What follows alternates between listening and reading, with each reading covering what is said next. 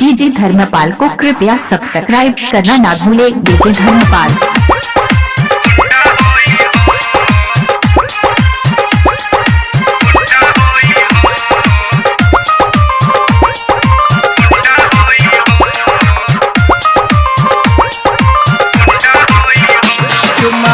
बजरिया लेबै चाहे दंगा होई, चुम्मा बीच बजरिया लेबै चाहे दंगा होई। गोंडा जिला के गुंडा होई हो, हमसे बच न पैबू, हमसे बच न पैबू। नंबर 1 लवंडा होई, गोंडा जिला के गुंडा होई हो।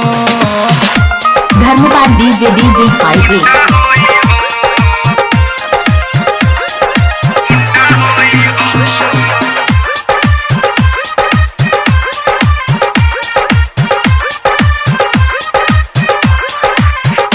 घोड़ी खोल के जाओ तू चलबू, मुस्की मार के जियरा चरबू।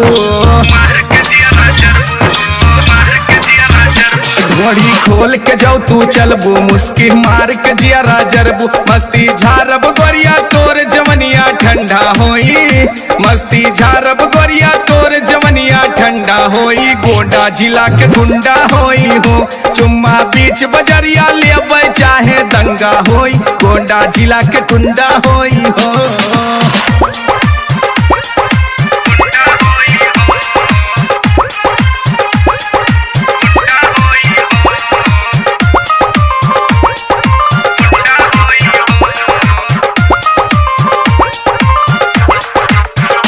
मैडम भाव न हमसे खाना, पूरा लूटब तोहर खजाना। मैडम भाव न हमसे खाना, पूरा लूटब तोहर खजाना। तू तो शहर के छोरी, हम तो गांव के मुंडा हई।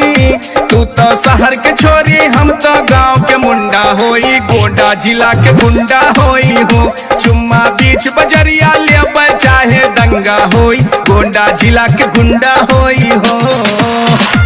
डीजे धर्मपाल डीजे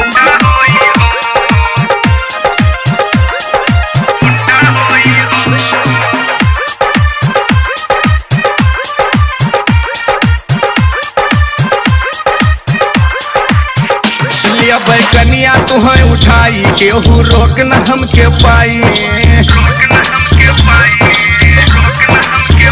लेबै कनिया तुहें उठाई, केहू रोक न हमके पाई। संतोष यादव राकेश रंजन से भी पंगा होई, संतोष यादव राकेश रंजन से भी पंगा होई। गोंडा जिला के गुंडा होई हो, चुम्मा बीच बजरिया लेबै चाहे दंगा होई। गोंडा जिला के गुंडा होई। DJ Dharmpal DJ hitech mobile number 6391412215।